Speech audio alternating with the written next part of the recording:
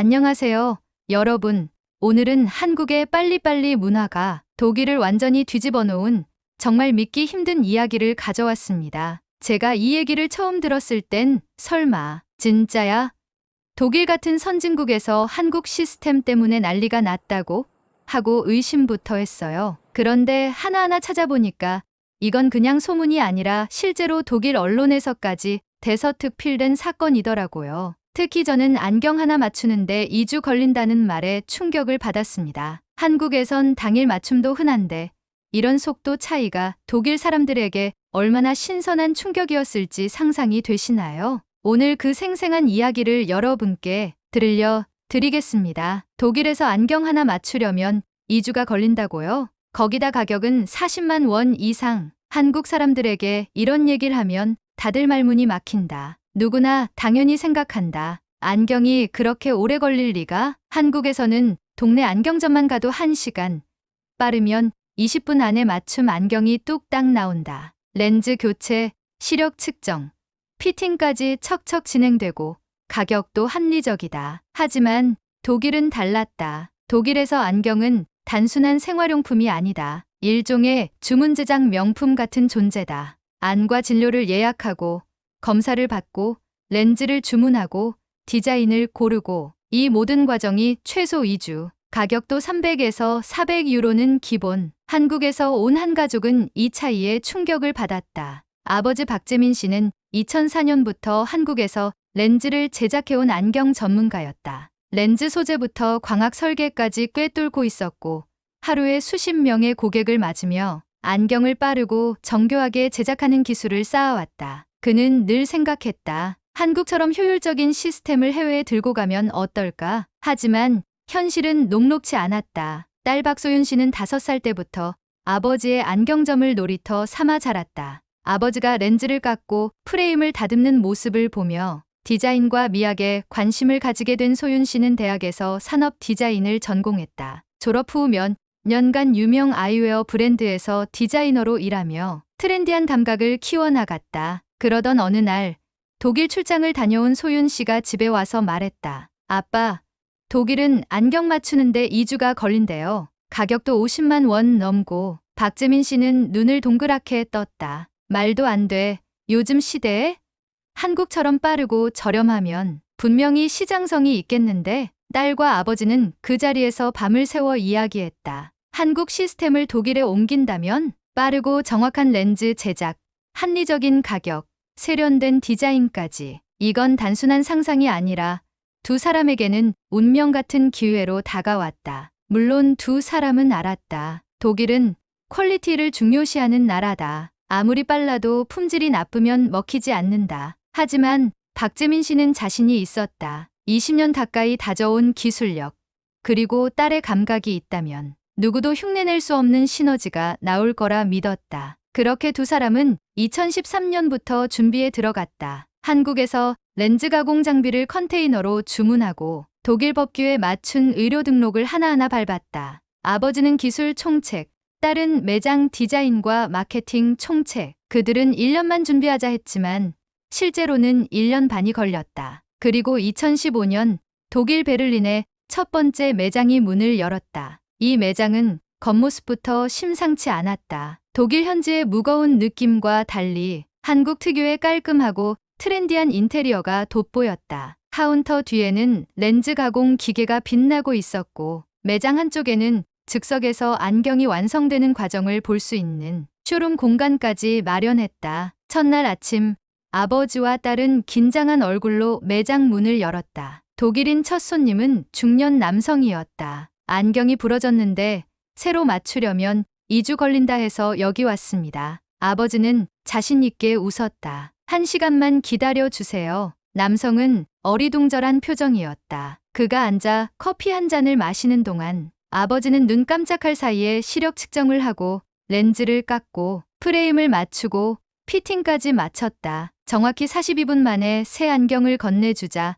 남성은 눈이 동그래졌다. 믿을 수가 없군요. 그 다음 날 그 손님은 친구를 데리고 왔다. 그 친구는 또 다른 친구를 데리고 왔고 어느새 입소문이 퍼지기 시작했다. 베를린 한복판, 박재민 씨와 박소윤 씨의 첫 매장은 점점 입소문을 타고 있었다. 하지만 좋은 소문만 퍼진 건 아니었다. 독일은 전통적으로 느림의 미학을 중시하는 나라다. 음식도, 공사도, 행정도, 의료도 서두르지 않고 충분히 고민하고 꼼꼼하게 완성도를 따진다. 그래서였을까? 한국식 빨리빨리 서비스는 일부 독일 고객들에게 오히려 불안감을 줬다. 한 중년 여성 고객은 매장에 들어서며 물었다. 정말로 오늘 안에 안경을 맞출 수 있나요? 소윤 씨가 활짝 웃으며 대답했다. 네.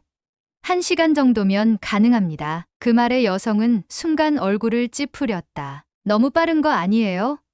그렇게 빨리 만들면 품질은 괜찮을까요? 그녀는 고개를 갸웃거리며 안경을 맞췄고 완성된 제품을 받아들고도 뭔가 꺼림칙한 표정을 지었다. 며칠 더 써보고 연락드릴게요. 박재민 씨는 집에 돌아와 딸에게 말했다. 역시 쉽지 않구나. 한국에서 먹히던 방식이 여기선 오히려 경계심을 주네. 소윤 씨는 고개를 끄덕였다. 맞아요, 아빠. 우리 너무 속도만 강조하지 말고 품질과 정성도 같이 보여줘야 할 것 같아요. 그날부터 두 사람은 매장 곳곳에 작은 변화를 주기 시작했다. 렌즈 가공 과정을 손님들이 직접 볼 수 있도록 유리창을 열었고 제작 과정에서 사용하는 고급 장비와 소재들을 눈에 띄게 배치했다. 또 안경이 완성될 때마다 직접 고객 앞에서 품질 체크를 보여주며 빠르지만 절대 대충하지 않습니다라는 메시지를 강조했다. 하지만 진짜 변화를 만든 건 다름 아닌 고객들의 입소문이었다. 첫 손님이었던 중년 남성이 안경을 맞춘 지 일주일 뒤 그는 다시 매장을 찾았다. 내가 여기서 안경 맞춘 걸 보고 회사 동료들이 놀랐습니다. 그렇게 빨리 맞췄는데 정말 괜찮냐고 묻더군요. 한 주 써보니까 너무 좋아서 이번엔 제 아내 것도 맞추러 왔습니다. 이후로도 고객들은 하나둘씩 지인들을 데리고 매장에 찾아왔다. 어떤 젊은 여성 고객은 이렇게 말했다. 인터넷 커뮤니티에서 봤어요. 한국식 안경점이라던데 진짜인가요? 소윤 씨는 웃으며 대답했다. 네. 저희는 한국에서 가져온 기술로 빠르면서도 고품질 안경을 제공합니다. 그 여성은 SNS에 인증샷을 올렸고 그 게시물이 현지에서 화제가 되기 시작했다. 독일에서 20분 만에 맞춘 안경 후기, 한국 시스템, 독일에 상륙했다. 이런 글들이 퍼지자 매장은 점점 더 많은 사람들로 붐비기 시작했다. 그러나 두 사람에게는 또 다른 고민이 찾아왔다. 매장에 손님이 몰리자 현지 안경업계에서 묘한 시선이 느껴지기 시작한 것이다. 근처에 있던 경쟁 업체 직원들이 몰래 다녀가거나 주변 가게 사장들이 너무 싸게 팔면 곤란하지 않겠냐며 돌려서 경고하는 경우도 생겼다. 박재민 씨는 밤늦게까지 렌즈를 깎으며 딸에게 말했다. 소윤아, 우리가 이대로 계속 가도 괜찮을까? 소윤 씨는 눈을 빛내며 대답했다. 아빠, 처음부터 쉽다고 생각하지 않았잖아요. 우리가 잘못한 게 있나요? 좋은 품질,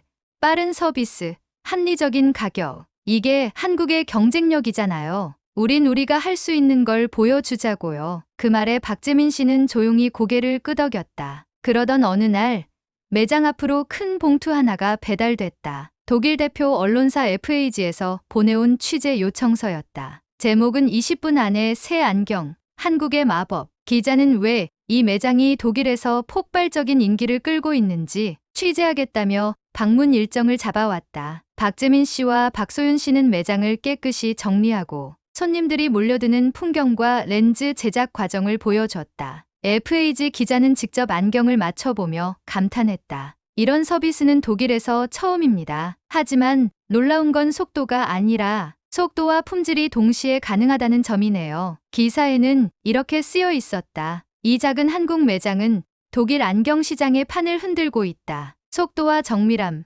그리고 트렌디한 디자인까지. 한국식 시스템은 단순히 빠름을 넘어 고객 중심 혁신의 본질을 보여준다. 그날 이후 매장 앞은 말 그대로 문전성시를 이뤘다. 심지어 독일 내 다른 도시들에서도 우리 동네에도 매장 열어달라는 문의가 쏟아졌다. 박재민 씨와 박소윤 씨는 작은 매장에서 마주 앉아 서로를 바라보며 웃었다. 아빠, 이제 정말 시작이네요. 그래, 소윤아. 한국의 빨리빨리가 이렇게 빛날 줄은 몰랐구나. 하지만 그들은 알았다. 이제 두 번째 위기가 다가오고 있다는 것을. 현지 업체들의 본격적인 견제, 그리고 한국식 시스템이 독일 전체 시장에서 얼마나 버텨낼 수 있을지, 이 모든 건 앞으로의 이야기였다. 베를린 한복판의 작은 안경점은 이제 매일같이 문전성시였다. 박재민 씨와 박소윤 씨는 아침 일찍 문을 열고 늦은 밤까지 렌즈를 깎고 프레임을 맞추고 피팅을 하느라 정신이 없었다. 손님들은 멀리 함부르크, 미넨, 프랑크푸르트에서까지 찾아왔다. 그러나 성공의 그림자엔 언제나 긴장이 드리운다. 소문이 퍼질수록 질투와 견제의 눈초리도 강해졌다. 어느 날 매장 문 앞에 낯선 남자가 찾아왔다. 그는 양복을 차려입고 뭔가 날카로운 눈빛으로 매장을 둘러보았다. 여기가 바로 그 한국식 안경점인가요? 박소윤 씨가 조심스레 대답했다. 네, 맞습니다. 무엇을 도와드릴까요? 그는 명함을 내밀었다. 독일 안경협회 이사 토마스 슐츠. 슐츠는 차가운 미소를 지으며 말했다. 최근 당신들 매장 때문에 베를린 일대 안경점들이 매출 하락을 호소하고 있습니다. 너무 빠른 서비스, 너무 싼 가격. 이건 현지 산업 규범에 맞지 않는다고 생각되지 않습니까? 박재민 씨는 당황했다. 저희는 독일 법규를 철저히 지키고 있습니다. 허가받은 장비, 정식 등록된 사업자, 그리고 품질 기준도 독일 소비자들이 만족할 만큼 검증되었고요. 슐츠는 의미심장한 웃음을 지으며 말했다. 그래도 너무 빠른 건 아닙니까? 그날 이후 박 씨 가족에게 이상한 일들이 벌어지기 시작했다. 물류업체가 갑자기 렌즈 공급을 지연시키거나 매장 앞에 익명의 항해 메모가 붙거나 지자체에서 위생점검을 이유로 불시에 방문했다. 박재민 씨는 밤에 창고에서 렌즈 박스를 점검하며 혼잣말을 했다. 이거 진짜 우리를 무너뜨리려는 건가? 딸 소윤 씨는 그런 아버지를 다독이며 말했다. 아빠, 우린 처음부터 이런 상황까지 예상했어야 했어요. 지금 중요한 건 우리가 흔들리지 않는 거예요. 하지만 상황은 점점 심각해졌다. 결정적인 사건은 한 독일 유명 유튜버가 올린 영상이었다. 제목은 한국식 안경점, 정말 안전한가?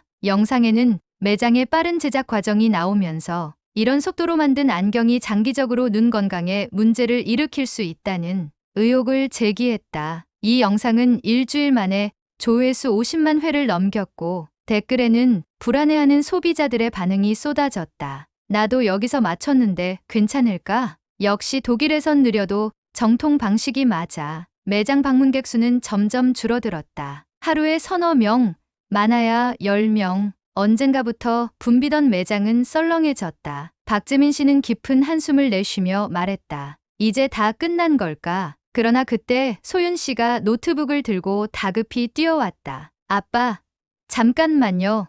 이거 보세요. 그녀가 보여준 건 한독일 유명 안과 의사가 올린 칼럼이었다. 최근 논란이 된 한국식 안경점 논란에 대해 말씀드리겠습니다. 빠른 제작 속도가 반드시 품질 저하를 의미하지는 않습니다. 오히려 이 매장은 고급 장비와 최신 공법을 사용해 독일 전통 안경점과 동일하거나 더 나은 품질을 보여주고 있습니다. 속도가 빠르다는 건 기술 혁신의 결과일 뿐입니다. 칼럼은 SNS에서 삽시간에 퍼졌다. 역시 전문가가 보증하니 안심된다. 한국 시스템, 다시 봐야겠어. 박재민 씨와 박소윤 씨는 서로를 바라보며 한숨 돌렸다. 하지만 이대로만 끝날 리가 없었다. 며칠 뒤 매장 앞으로 TV 방송국 카메라팀이 몰려왔다. 여기가 한국식 안경점 맞습니까? 독일 전역에서 주목하는 혁신 사례로 취재하려고 왔습니다. 방송은 매장을 하루 종일 촬영했다. 렌즈 깎는 장면,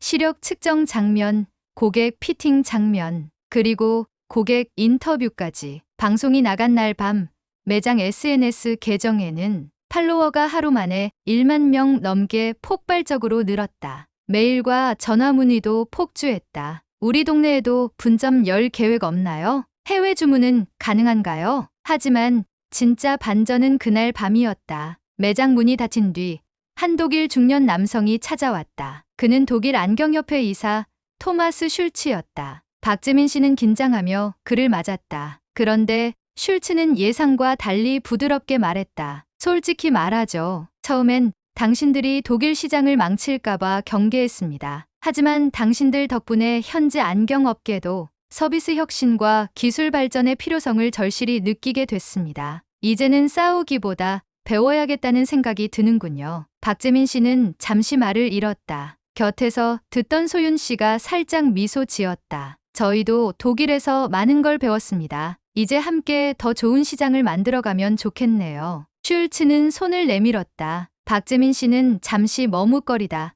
그의 손을 꽉 잡았다. 그 순간 두 사람의 눈앞에는 한국과 독일, 두 나라의 혁신이 만나 새로운 길을 열어가는 미래가 보이는 듯했다. 토마스 슐츠 이사와 악수를 나눈 날 밤, 박재민 씨는 오랜만에 마음 편히 맥주 한 잔을 들었다. 딸 소윤 씨는 옆에 앉아 맥주잔을 부딪히며 웃었다. 아빠, 이제야 한 곱이 넘겼네요. 그래, 소윤아, 참 쉽지 않았다. 두 사람은 베를린의 밤하늘을 바라보며 지난 1년 반의 준비 과정을 떠올렸다. 한국에서부터 기술 장비를 수입하고 독일 법규에 맞게 서류를 준비하고 인테리어 하나하나에 신경을 쓰며 독일 사람들의 취향을 공부했던 나날들. 처음엔 우리가 이걸 왜 하고 있나 싶었던 순간도 있었다. 하지만 그 모든 순간이 있었기에 지금 이 자리에 설 수 있었다. 다음 날 매장은 다시 활기를 되찾았다. 방송 효과와 SNS 화제 덕분에 젊은 고객들까지 몰려들었고 특히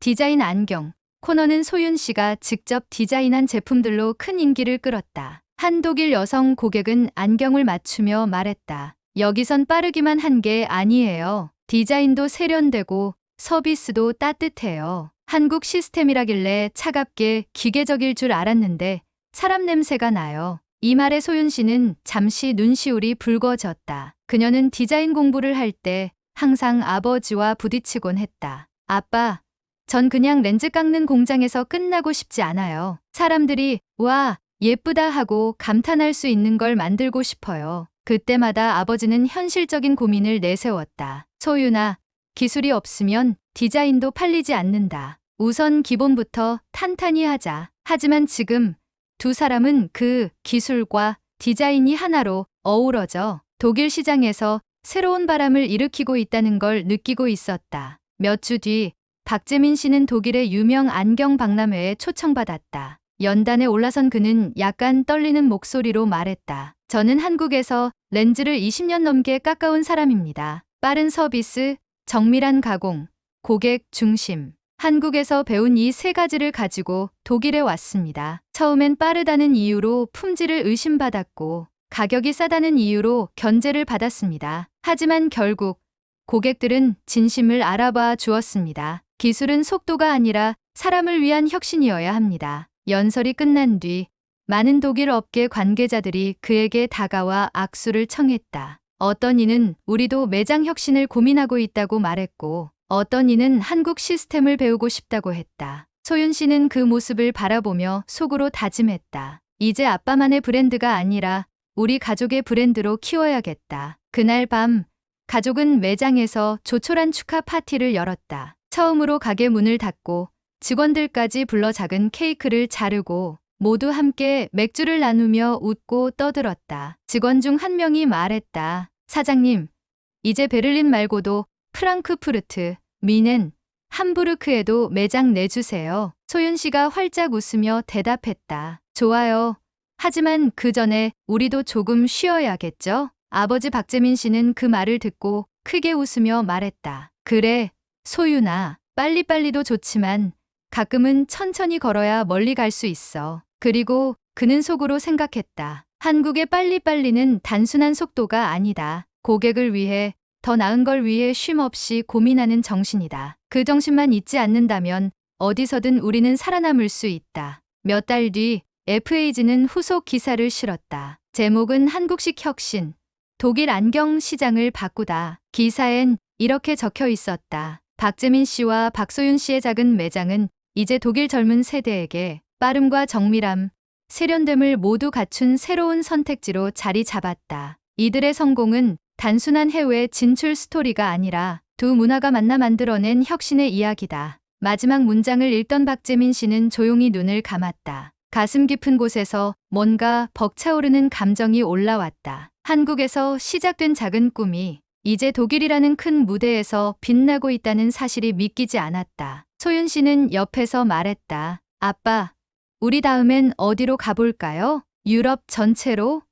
아니면 미국? 박재민 씨는 천천히 미소 지으며 대답했다. 소윤아, 우린 이제 어디든 갈 수 있어. 왜냐하면 우리에겐 한국에서부터 쌓아온 기술과 정신이 있으니까. 카메라는 매장 앞에 걸린 간판을 비추며 서서히 줌아웃했다. 작은 간판 위엔 이렇게 적혀 있었다. 한국의 기술, 세계를 보다. 몇 년 후, 박소윤 씨는 파리의 한 안경 박람회장에서 연설자로 초청받았다. 그녀는 단정한 블랙 정장을 입고 단상 위에 섰다. 앞에는 전 세계 안경업계 관계자들이 앉아 있었다. 그녀의 목소리는 차분했지만 단호했다. 많은 사람들이 저희에게 묻습니다. 어떻게 한국에서 배운 시스템이 독일, 그리고 유럽 전체에서 통할 수 있었나요? 그럴 때마다 저는 이렇게 대답합니다. 우리는 단순히 빠름을 판 게 아닙니다. 우리는 믿을 수 있는 빠름을 팔았습니다. 박람회장에 모인 사람들은 고개를 끄덕였다. 그녀는 말을 이어갔다. 한국에서 저는 빨리빨리가 그저 재촉하는 말이 아니라 더 좋은 걸 위해 끝없이 고민하고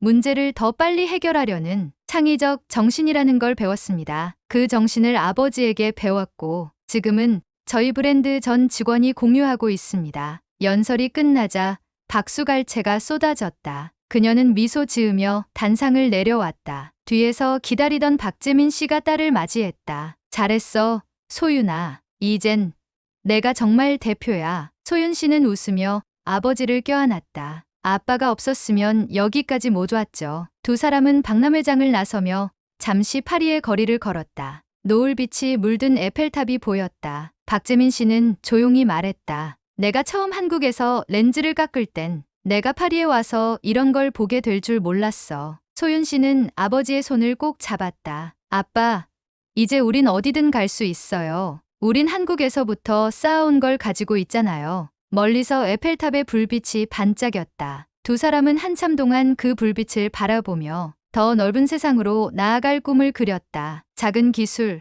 큰 마음, 그리고 한국 정신. 그것이 세상을 바꿀 수 있다는 걸 증명한 한 가족의 이야기였습니다. 오늘의 사연은 어떠셨는지요? 여러분, 끝까지 이야기를 들어주셔서 정말 감사합니다. 마지막으로 1초면 충분한 구독과 좋아요를 부탁드립니다. 구독하신 모든 분들 늘 건강하시고 다음 영상으로 찾아뵙겠습니다.